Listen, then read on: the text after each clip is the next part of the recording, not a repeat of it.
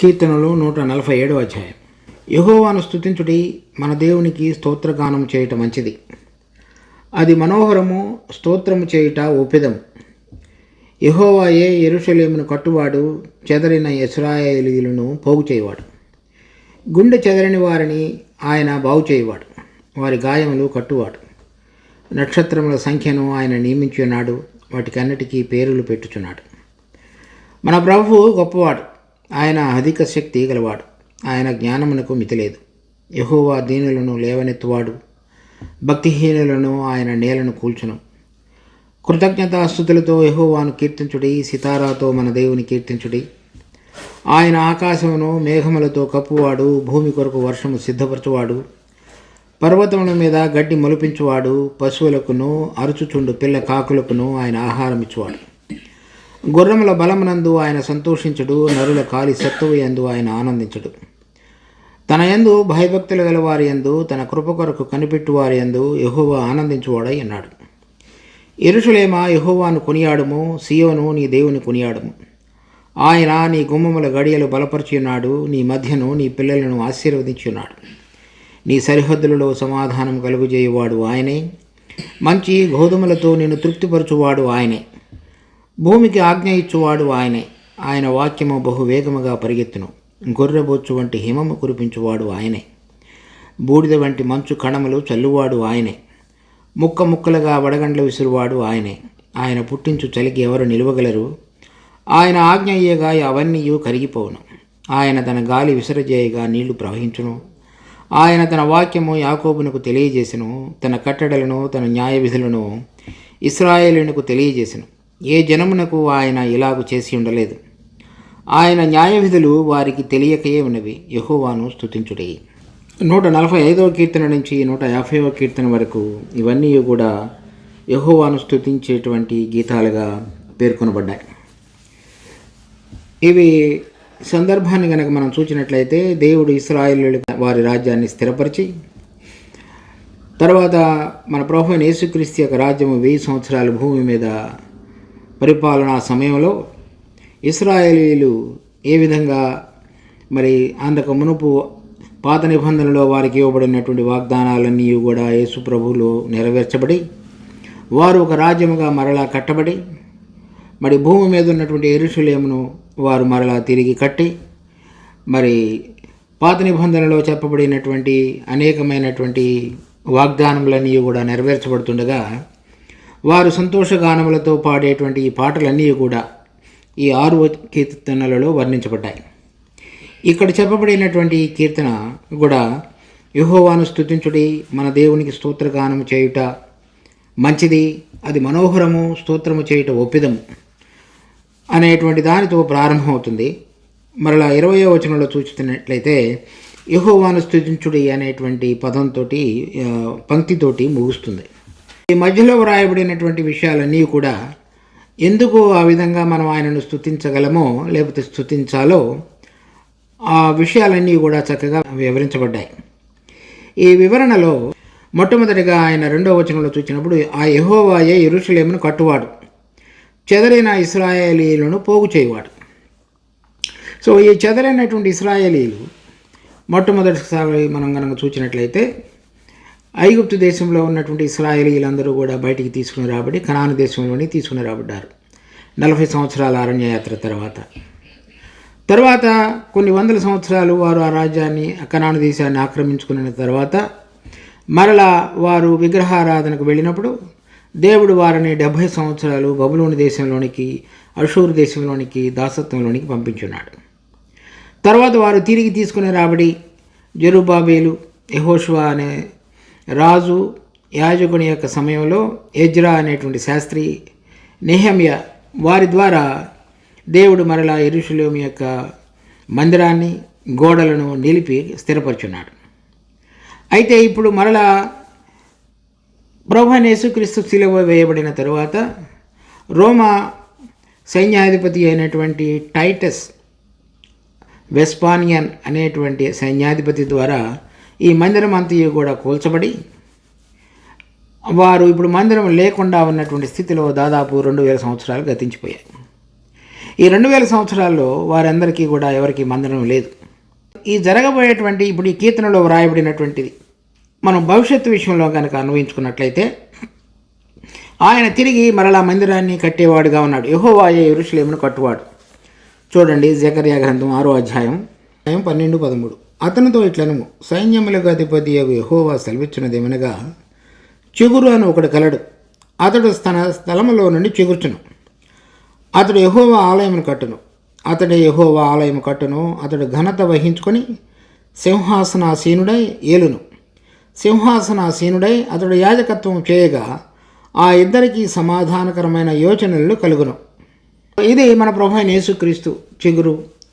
ఆయన వచ్చినప్పుడు యెరూషలేమును కట్టడం అనే ఆయన యెరూషలేము ఆలయాన్ని కట్టడం అనేటువంటిది జకర్యా కూడా తన ప్రవచనంలో వర్ణించి ఉన్నాడు.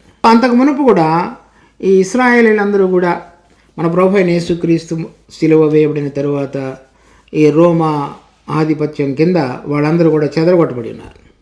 ఈ చెదరగొట్టబడినటువంటి ఇశ్రాయేలీలందరూ కూడా తిరిగి వారందరినీ కూడా ఇప్పుడు ఈ 2000 సంవత్సరాల క్రితంలో 1947వ సంవత్సరం వరకు వారు ఒక రాజ్యంగా లేరు. వారందరూ కూడా వివిధ దేశాల్లో చెదరగొట్టబడి ఉన్నారు.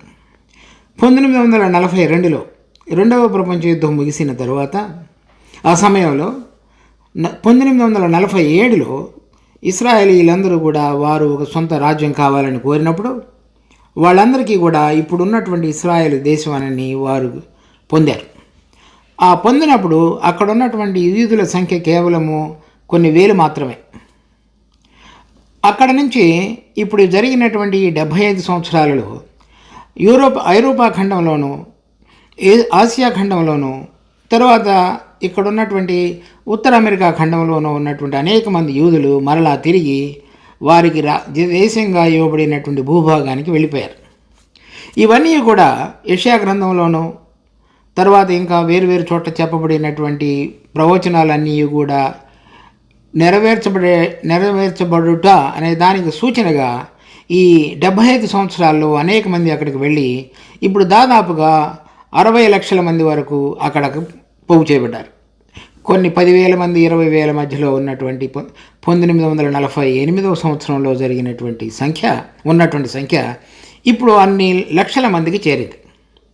అనగా అక్కడ ఉన్నటువంటి వారందరినీ కూడా చెదరని వారందరూ కూడా తిరిగి అక్కడికి తీసుకుని రాబడ్డారు. తర్వాత వారి గాయములు కట్టువాడు.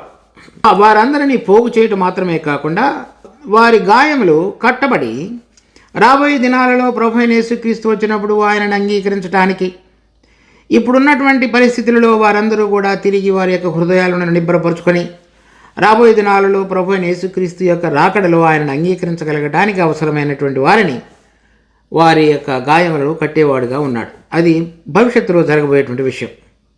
ఈ చెదరగొట్టబడిన వారిని తీసుకురావటం అనేటువంటి ప్రక్రియ ఈ 75 సంవత్సరాలలో అది జరుగుతూ వచ్చింది.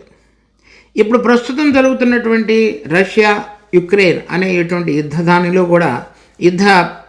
ప్రక్రియలో కూడా రష్యాలో ఉన్నటువంటి యూదులు, యుక్రెయిన్లో ఉన్నటువంటి యూదులు కూడా అనేక మంది మరలా ఇశ్రాయేలు దేశానికి వలస వచ్చారు. ఇప్పుడు ఈ 2 సంవత్సరాల్లో కూడా అలా ప్రపంచంలో జరుగుతున్నటువంటి రకరకాలైనటువంటి సంఘటనల ద్వారా దేవుడు తన బిడ్డలైనటువంటి ఇశ్రాయేలీలందరినీ కూడా వారు ఎక్కడ ఉంటున్నప్పటికీ కూడా ఆ ప్రాంతానికి మొట్టమొదటి నుంచి కూడా తమ పితరులకు వాగ్దాన భూమిగా ఇవ్వబడినటువంటి పాలస్తీనా, లేక అప్పుడు కనాను దేశం అని పిలువబడినటువంటిది, లేక ఇప్పుడు ఇశ్రాయేలు అని పిలువబడుతున్నటువంటి దేశానికి వారందరినీ కూడా పోగు చేస్తున్నాడు. పోగు చేయబడిన తరువాత మనం జకర్యా గ్రంథం 6వ అధ్యాయంలో చూచిన రీతిగా ఆయన వారి మధ్యలో ఉండి ఆ యెరూషలేము అనేటువంటి ఆలయాన్ని కూడా రాబోయే దినాలలో వారు కట్టబోయేవారుగా ఉన్నారు. అది మాత్రమే కాకుండా అది కట్టబడిన తర్వాత కూడా అది మరలా పడగొట్టబడినప్పుడు ఆయన వచ్చినప్పుడు ఆయనే ఆలయాన్ని కడతాడు. చూడండి 2వ వచనంలో యెహోవాయే యెరూషలేమును కట్టువాడు. మనం చదివినటువంటి జకర్యా గ్రంథం 6వ అధ్యాయంలో కూడా ఆ చిగురు అని ఒకటి కలడు, ఆయన వచ్చి యెరూషలేమును కట్టును, ఆయనే తన ఆలయమును కట్టును. కనుక ప్రభు అయిన యేసుక్రీస్తు వచ్చినప్పుడు కట్టబోయేటువంటి ఆలయాన్ని గురించి ఇక్కడ మనం చదువుతున్నాం. ఆయన రాకడకు మునుపు జరిగేటువంటి ఆలయ నిర్మాణాన్ని గురించి కాదు. అలా చెప్పబడిన తరువాత ఎవరెవరైతే ఈ 6వ వచనంలో చూస్తే యెహోవా దీనులను లేవనెత్తువాడు, భక్తిహీనులను ఆయన నేల కూర్చును. ఎవరైతే ఆయన వైపు ఎదురు చూస్తున్నారో వారందరికీ కూడా ఆయన సహాయం చేసి లేవనెత్తి మరలా వారిని ఒక రాజ్యంగా స్థిరపరిచేవాడును. తర్వాత భక్తిహీనులు అంటే ఇశ్రాయేలు దేవుడు ఏర్పరచుకున్న ప్రజలకు వ్యతిరేకంగా లేచినటువంటి అనేక మంది రాజులందరూ కూడా ఈ యెరూషలేము దండ్ల చేత చుట్టబడినప్పుడు భక్తిహీనులుగా ఉండి దేవుడిని అంగీకరించిన వారందరి మీద కూడా ఆయన నేలను కూల్చి వీరికి రాజ్యాన్ని స్థిరపరిచేవాడుగా ఉన్నాడు. తర్వాత అది 11వ వచనంలో చూస్తే, తన యందు భయభక్తులు గల వారి యందు తన కృప కొరకు కనిపెట్టు వారి యందు యెహోవా ఆనందించువాడై ఉన్నాడు. కనుక వారు ఆ యెరూషలేము దండ్ల చేత చుట్టబడి వారికి ఎటువంటి సహాయాన్ని పొందలేనటువంటి స్థితిలో వారి హృదయాలు మరి దేవుని వైపు తిరిగి ఆయన యందు భయభక్తులు కలిగి దీన మనసు కలిగి ఆయన మాత్రమే వారికి విడుదల కలుగు చేయగలడు అనేటువంటి దానిని వారు విశ్వసించినప్పుడు ఆయన వారి కొరకు వచ్చి, అది 14వ అధ్యాయం జకర్యా గ్రంథంలో కూడా మనం ఆయన ఒలీవల పర్వతం మీద దిగి వస్తాడని, పర్వతము బద్దలయ్య 2 భాగాలుగా విడిపోతుందని, ఆయన ఆ దండ్లన్నిటినీ కూడా ఓడించుతాడని, వారికి రాజ్యాన్ని స్థిరపరుస్తాడనేటువంటి విషయాలన్నీ కూడా ఈ 12వ అధ్యాయం 13వ అధ్యాయం 14వ అధ్యాయంలోను, తర్వాత మత్తయి సువార్త 24వ అధ్యాయంలోను, లూకా సువార్త 21వ అధ్యాయంలోను వర్ణించబడ్డాయి కొన్ని భాగాలు, అన్నీ కాదు. ఇలా ఆ సందర్భంలో తన యందు భయభక్తులు గల వారి యందు తన కృప కొరకు కనిపెట్టు వారి యందు యెహోవా ఆనందించువాడై ఉన్నాడు. వాళ్ళు ఎవరైతే ఈ దేవుడు మాత్రమే చేయగలడు అనేటువంటి దాని యందు విశ్వసించున్నారో వారందరికీ కూడా ఆయన విడుదల కలుగు చేసేటువంటి దేవుడుగా వారు ఆ దినాలలో ఆయనను రుచి చూడబోతున్నారు. అది జరిగిన తరువాత 12వ వచనంలో, యెరూషలేమా యెహోవాను కొనియాడము, సియోను నీ దేవుని కొనియాడము. ఇప్పుడు ఆయన వచ్చి వీరికి సమాధానాన్ని స్థిరపరిచిన తరువాత వారందరూ కూడా పాడేటువంటి పాట ఈ 147వ కీర్తన. దానిలో ఆయన నీ గుమ్మముల గడియలు బలపరిచున్నాడు, నీ మధ్యను నీ పిల్లలను ఆశీర్వదించున్నాడు, నీ సరిహద్దులలో సమాధానం కలుగు చేయువాడు ఆయనే. అంతకు మునుపు వరకు కనాను దేశంలో ప్రవేశించిన తరువాత పాత నిబంధనలో తర్వాత రాజులుగా స్థిరపరచబడినటువంటి సమయంలో కానీ ఇప్పుడు కానీ ఇప్పుడున్నటువంటి ప్రస్తుత ఇశ్రాయేల్ పరిస్థితుల్లో కానీ చుట్టూ అనేక మంది శత్రువులు ఉన్నారు. వారు ఎప్పుడు కూడా సమాధానం అనేటువంటిది నిజమైన రీతిలో అనుభవించలేదు. ఒక సొలొమోను సమయంలోనే కొన్ని సంవత్సరాల మేరకు అనుభవించారు. ఇప్పుడు ప్రభు అయిన యేసుక్రీస్తు వచ్చి వారి మధ్య రాజ్యాన్ని స్థాపించినప్పుడు నీ సరిహద్దులలో సమాధానం కలుగు చేయవాడు ఆయనే. వారికి తగిన విధంగా సమాధానం కలుగు చేసి భూలోకంలో ఉన్నటువంటి రాజులన్నీ అందరూ కూడా యెరూషలేమునికి వచ్చి మన ప్రభు అయిన యేసుక్రీస్తుని ఆరాధించగలిగేటట్లుగా ప్రతి మోకాలు నీ నామమును వంగుననియు ప్రతి నవరు నువ్వే ప్రభుని అంగీకరించునని చెప్పబడినటువంటి వాక్యం ఆ రోజులలో నెరవేర్చబడుతుంది. గనక వారి యొక్క సరిహద్దులలో సమాధానం ఉంటుంది, ఇక యుద్ధాలు ఉండవు. అప్పుడు వారందరూ కూడా చూడండి, ఇది యెషయా గ్రంథం 2వ అధ్యాయం 4వ వచనం, ఆయన మధ్యవర్తి అయి అన్యజనులకు న్యాయం తీర్చును, ఆయనేక జనములకు తీర్పు తీర్చును. వారు తమ ఖడ్గములను నాగటి నక్కులుగాను తమ ఈటెలను మచ్చు కత్తులుగాను సాగగొట్టుదురు. జనము మీదకి జనము ఖడ్గము ఎత్తకి ఉండను, యుద్ధము చేయు నేర్చుకొనుట ఇక మానివేయను. యాకోబు వంశస్థులారా రండి, మనము యెహోవా వెలుగులో నడుచుకుందాము. తర్వాత కీర్తనలు 46వ అధ్యాయం 9వ వచనం, ఆయనే భూదిగంతముల వరకు యుద్ధములు మాన్పువాడు, విల్లు విరుచువాడును బల్లెమును తెగ నరుకువాడును ఆయనే. యుద్ధరథములను అగ్నిలో కాల్చివేయువాడు ఆయనే. ఓరకుండుడి, నేనే దేవుడినని తెలుసుకున్నది. అన్య జనులలో నేను మహోన్నతుడు నగుతును, భూమి మీద నేను మహోన్నతుడు నగుతును. యుద్ధములన్నీ కూడా మాన్పివేయబడి ఈ జనములు యుద్ధము చేయటం నేర్చుకునటం అనేటువంటిది మానివేసి నప్పుడు ఇశ్రాయేలుల యొక్క సరిహద్దులలో సమాధానం అనేటువంటిది వెళ్ళి విరుస్తుంది. దాని తర్వాత వారి మధ్యలో 147వ అధ్యాయంలో చూస్తే, మంచి గోధుమలతో నిన్ను తృప్తిపరచువాడు ఆయనే. ఇలా వారందరూ నివసించినప్పుడు ఈ కీర్తన 81వ అధ్యాయంలో 15-16 వచనాల్లో ప్రభు ఈ విధంగా వాళ్ళతో చెలవిస్తున్నాడు. 13వ వచనం నుంచి, అయ్యో నా ప్రజలు నా మాట వినిన ఎడల, ఇశ్రాయేలు నా మార్గములను అనుసరించిన ఎడల ఎంత మేలు, ఎంత మనోహరం, ఎంత మేలు. అప్పుడు నేను వేగరమే వారి శత్రువులను అణగద్రొక్కుదును, వారి విరోధులను కొట్టుదును. యెహోవాను ద్వేషించువారు వారికి లొంగుదురు, వారి కాలం శాశ్వతముగా నుండును. అతి శ్రేష్టమైన గోధుమలను అనుగ్రహించి నేను వారిని పోషించుదును. కొండ తేనెతో నేను నిన్ను తృప్తిపరచుదును. వీరందరూ కూడా ఈ విగ్రహారాధన చేయడానికి కారణమైనటువంటిది వారి యొక్క పొలాలలో అధికమైనటువంటి పంట బావుగా ఫలించాలనేటువంటి ఒక కోరిక. దేవుడు ఏం చెప్తున్నాడంటే, మీరు అలా చేయకండి, నేను దానిని చక్కగా ఆశీర్వదిస్తాను, మీకు మంచి గోధుమలతో తృప్తిపరుస్తాను, కొండ తేనెతో నేను మిమ్మల్ని తృప్తిపరచదును. అప్పుడు ఆ మాట వినకుండా వారు అందరూ కూడా విగ్రహారాధనకు వెళ్ళిపోయారు. ఇది మనం చదువుతున్నటువంటి 81వ కీర్తన 2వ రాజుల సమయంలో వారందరూ కూడా దేవుడిని విడిచిపెట్టి విగ్రహారాధనకు వెళ్తున్నటువంటి కారణాలు వారికి తెలియజెప్పుతూ వారందరినీ మరలా తిరిగి రమ్మని ప్రవక్త ద్వారా పలుకబడినటువంటి మాటలు. ఈ సమయంలో ఇప్పుడు ఏం చెప్తున్నాడంటే 147వ కీర్తనలో, మీరు ఆ స్థితి నుంచి బయటికి రాగలిగి దేవుని వైపు మీ హృదయాలు తిప్పుకున్న తర్వాత, యెరూషలేమును కట్టిన తర్వాత, మీకు ఈ లోకంలో ఈ శరీరాన్ని పోషించడానికి అవసరమైనటువంటి అనుదిన ఆహారానికి కావలసిన వాటన్నిటిని కూడా నేను చక్కగా మీకు సమకూర్చి మిమ్మల్ని తృప్తిపరిచేవాడను నేనే.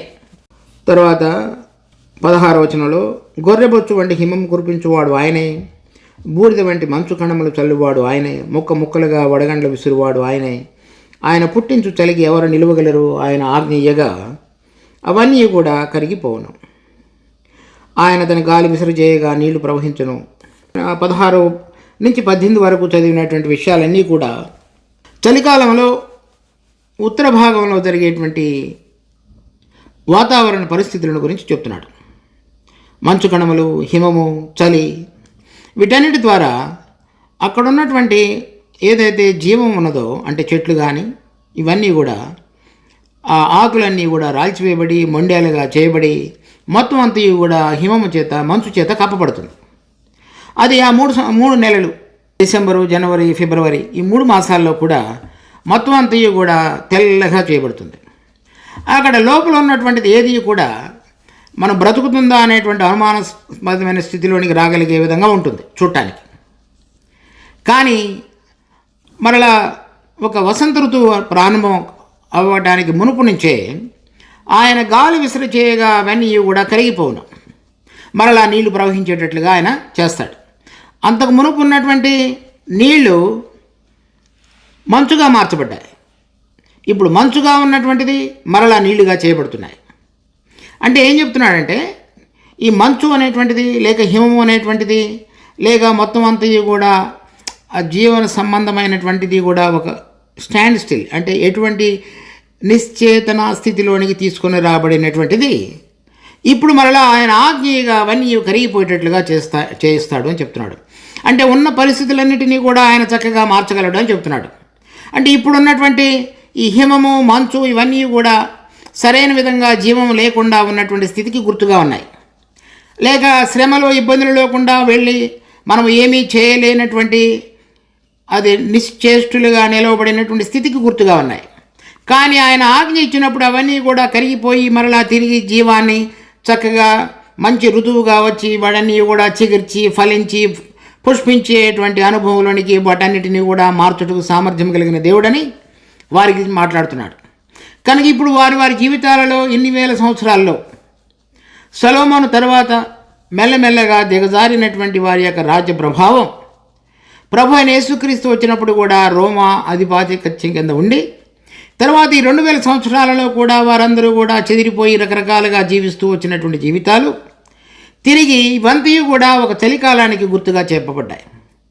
ఇప్పుడు ఆయన ఆజ్ఞయ్యగా అవన్నీ కూడా కరిగిపోయేటట్లుగా చేసి మరలా యెరూషలేమును కట్టి వారి గుమ్మములు గడియలు బలపరిచి వారి యొక్క సరిహద్దులలో సమాధానాన్ని అనుగ్రహించి మంచి గోధుమలతో వారిని తృప్తిపరిచి ఆయనే ఆలయాన్ని కట్టి ఆయనే వారి మధ్యలో ఉండి వారందరికీ కూడా సమస్తమైనటువంటి ఆశీర్వాదములను అనుగ్రహించి వారిని ఆశీర్వదించేటువంటి ప్రక్రియ జరగబోయేటువంటి దానికి ముందుగానే ఈ ప్రవచనకర్త ప్రవచించి ఆ జరగబోయేటువంటి సంఘటనలో వీరందరూ కూడా ఏ విధంగా మనోహరంగా దేవుడైన యెహోవాను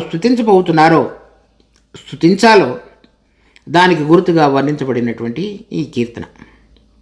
ఇదే సంఘంగా ఉన్నటువంటి విశ్వాసులైన మనకు కూడా వర్తించేదిగా ఉన్నది. చూడండి, కొన్ని వచనాలు చూద్దాం మనం. 2వ వచనం, యెహోవా యెరూషలేమును కట్టువాడు.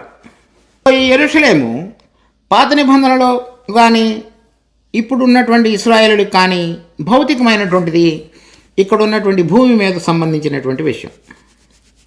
కానీ మనకు విశ్వాసులమైన మనకు చూడండి, గలతీ పత్రిక 4:25 ఈ హాగర్ అనున్నది అరేబియా దేశంలో ఉన్న సీనాయి కొండయే. ప్రస్తుతం ముందున్న యెరూషలేము దాని పిల్లలతో కూడా దాస్యమందున్నది కనుక ఆ నిబంధన దానికి దీటయ్యున్నది. అయితే పైనున్న యెరూషలేము స్వతంత్రంగా ఉన్నది, అది మనకు తల్లి. విశ్వాసులకు దేవుడు కట్టుతున్నటువంటిది యెరూషలేము, అది పైన ఉన్నది, భూమికి సంబంధించింది కాదు.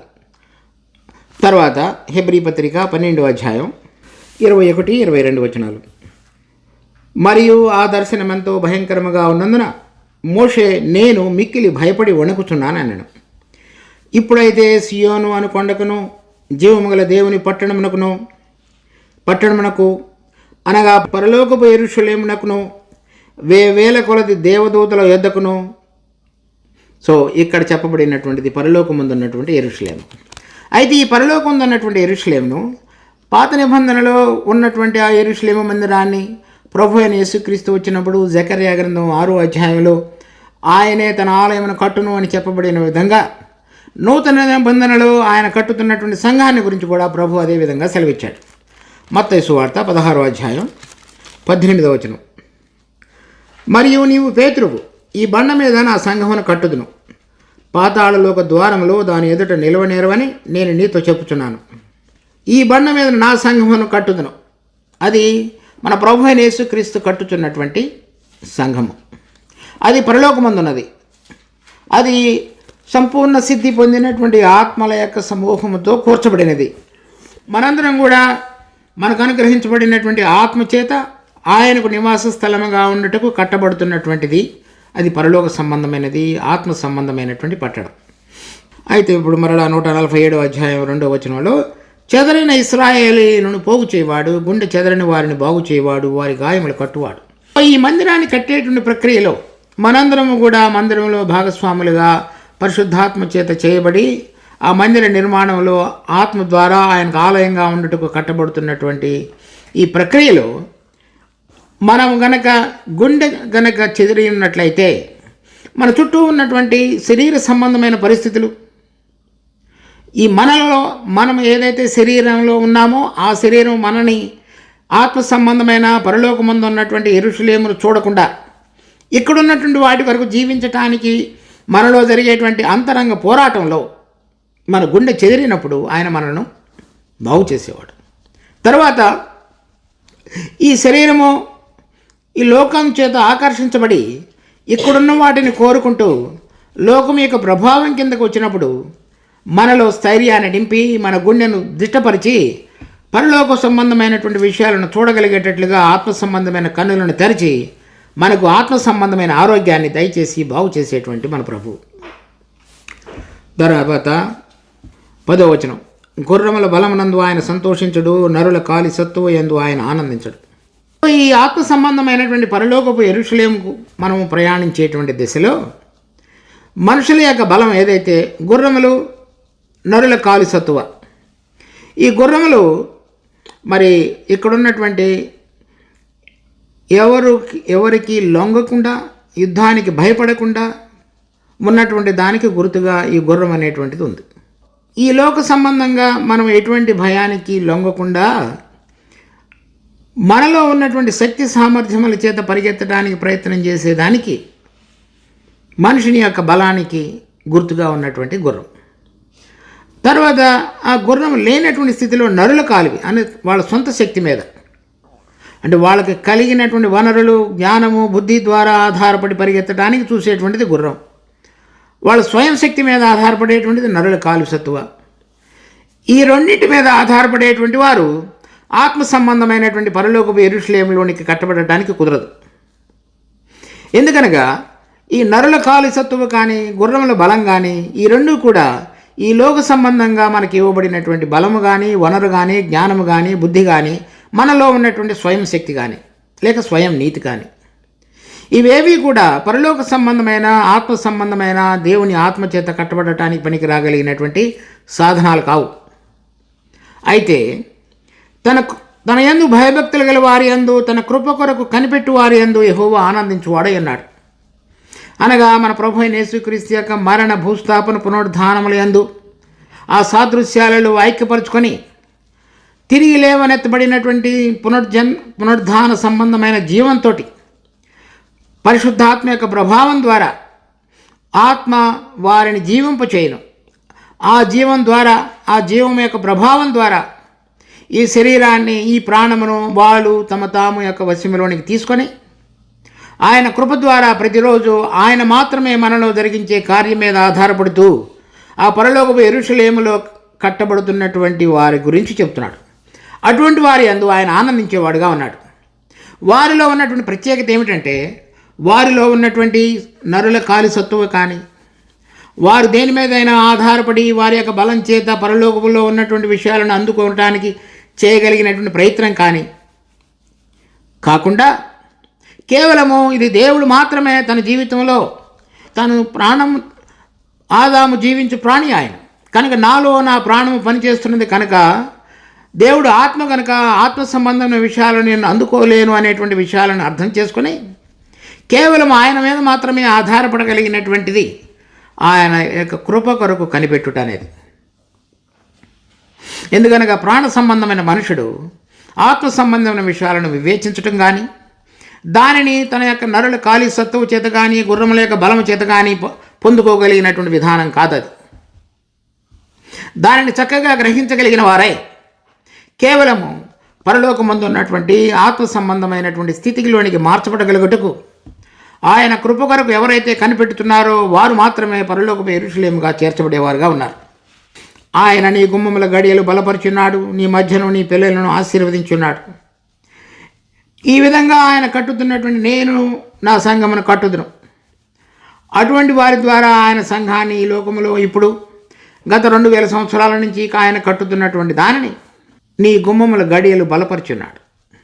అపవాది రాబోయే దినాలలో ఈ జయించినటువంటి విశ్వాసులు తన యొక్క స్థానానికి భ్రంశము కలుగు చేసేటువంటి వారిని గుర్తెరిగిన వాడై వారిని ఎల్లప్పుడూ కూడా హింసించేవాడుగా ఉన్నాడు.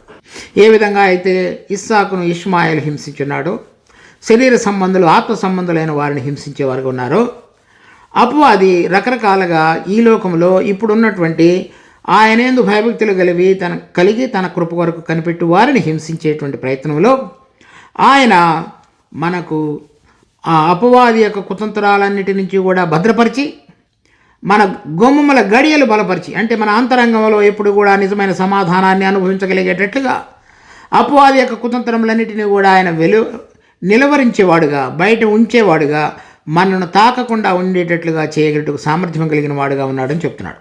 14వ వచనం, మంచి గోధుమలతో నిన్ను తృప్తిపరచువాడు ఆయనే.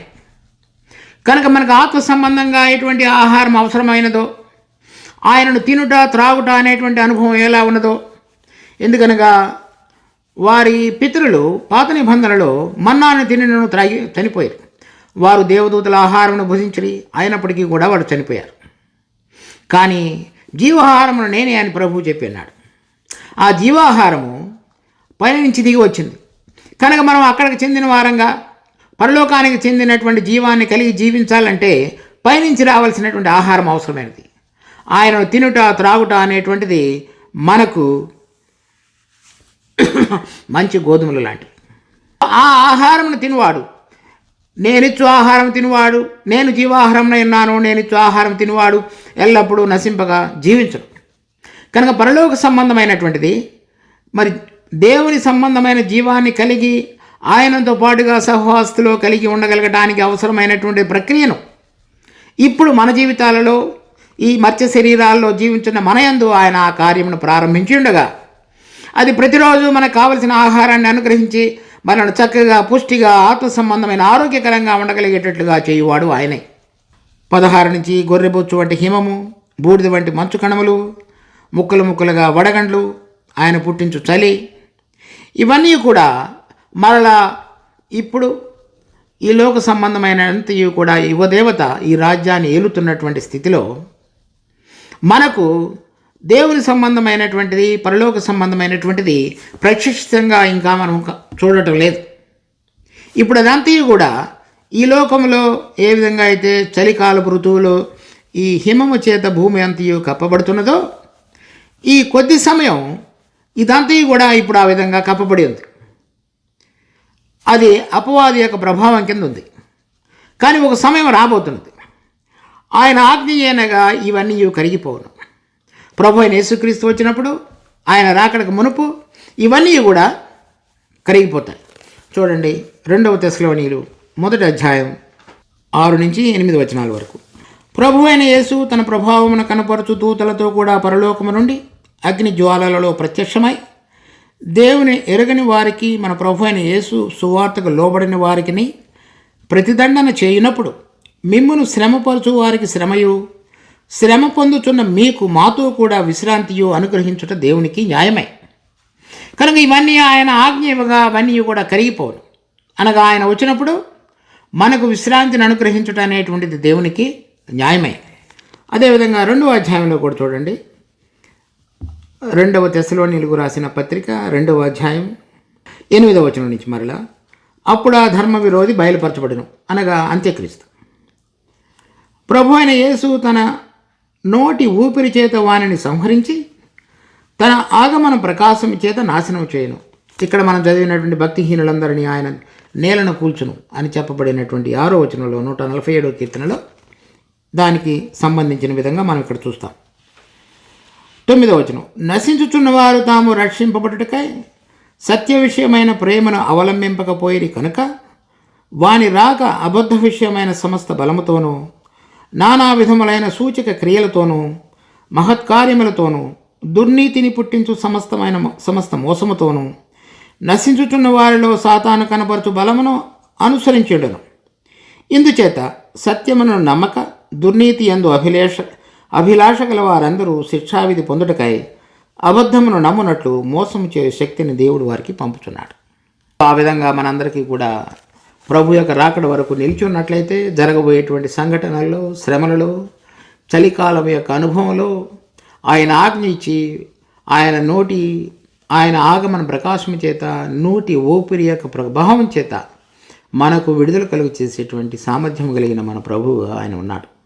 19వ వచనం, 147వ కీర్తన 19వ వచనం, ఆయన తన వాక్యము యాకోబునకు తెలియజేసను, తన కట్టడలను, తన న్యాయవిధులను ఇశ్రాయేలునకు తెలియజేసను. సో పాత నిబంధనలో మోషేకు ఏ విధంగా దేవుడు ఆ విషయాలన్నీ తెలియపరిచాడో వాటి అనుసారంగా వారందరూ కూడా జీవిస్తూ వచ్చారు, అలాగే జీవించడానికి ప్రయత్నం చేశారు.